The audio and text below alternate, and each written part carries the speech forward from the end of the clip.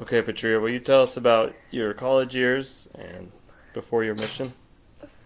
Um, I graduated from high school in 1960, and I had a tiny scholarship to BYU, partial scholarship, so I went there, of course, because it was close, the place to go, and cheap.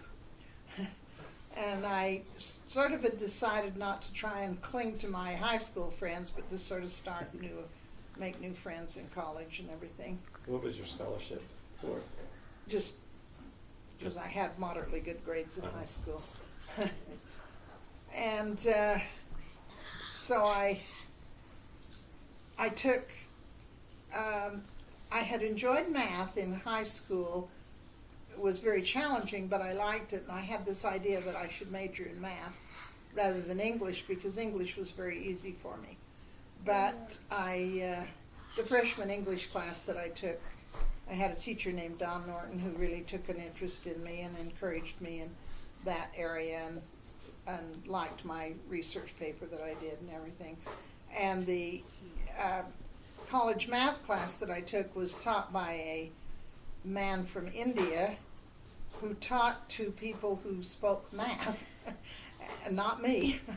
And I did very poorly in that class, so I gave up on the math idea and stayed with English. And so I did I think 2 years of at BYU.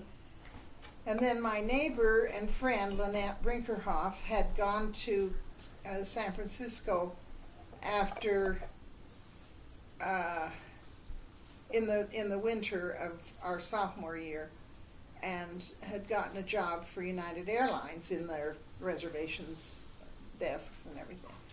And she was living with an aunt and uncle who lived in Daly City,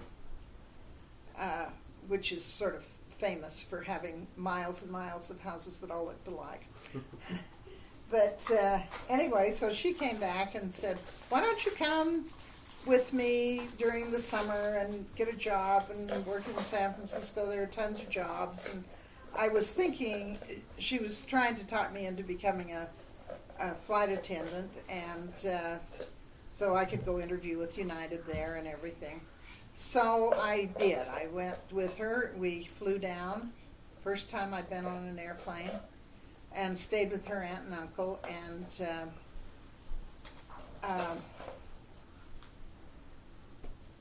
and I went and interviewed about the airline job, but I would have then had to go to Chicago for training, and it was a much bigger commitment than I wanted to make. I wanted to come back to college, so I did more interviews and stuff and got a job with a company that did financing for like car lots or appliance stores and stuff like that. And my job was when people would call, other finance companies would call to check the credit rating of someone who'd had a loan with us, then I'd pull up their card and say, oh, they had an A or a B, or depending on how well they'd paid their bills and stuff.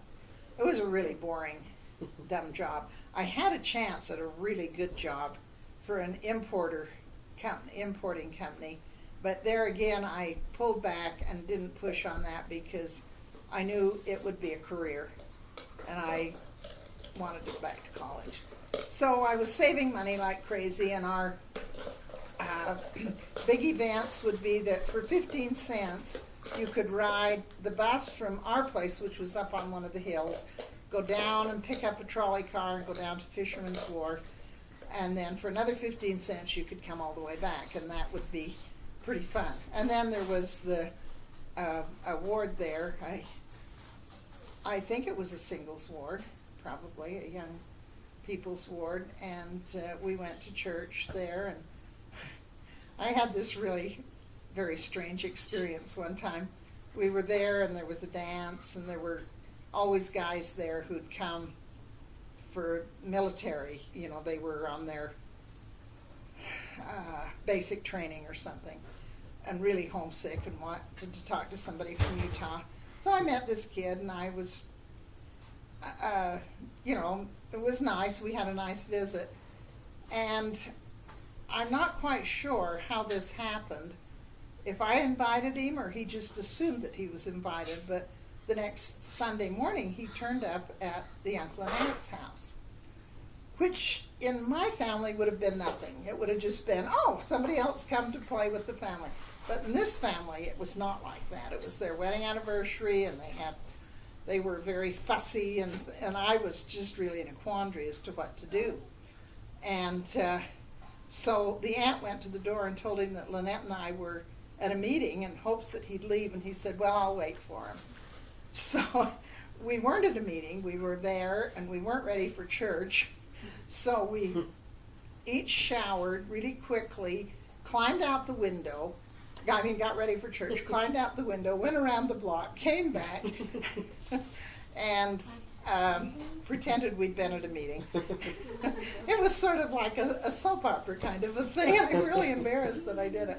But anyway, so he went to church with us, and then I put him on the bus and sent him back. And I felt really bad, but you know, I was a guest at their home. So eventually, we found an apartment in San Francisco with a couple of gals who'd gone to high school with us, and they were Danish, and they were working there, and so we all the four of us lived together in that apartment. It was a nice experience. I enjoyed getting to know San Francisco a little bit. Where I worked was right by Union Square, and all the really nice, in those days, the big fancy department stores were there, so it was fun to wander through them and window shop, even though I had no money.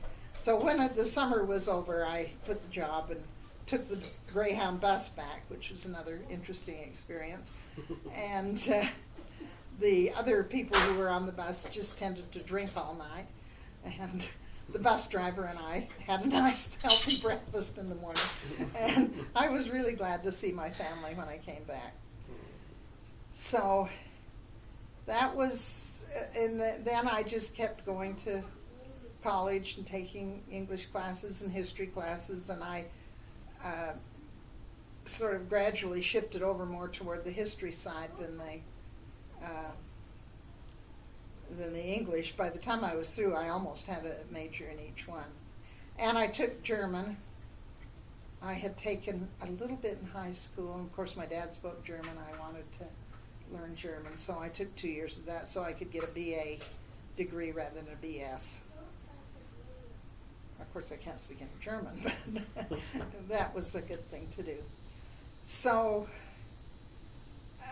then, about the end of my junior year, Lynette had come back from California and had decided to go on a mission.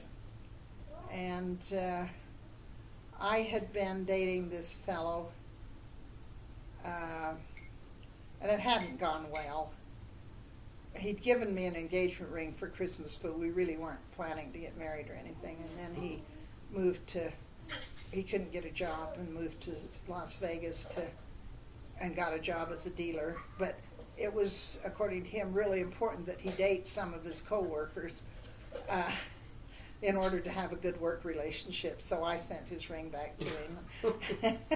And later he came back to Provo and met one of my roommates, and I think they got married. But anyway, in the meantime, I had been thinking about a mission and decided that I should go on a mission. And so I talked to the bishop about that and started making plans and preparations, and I moved back home.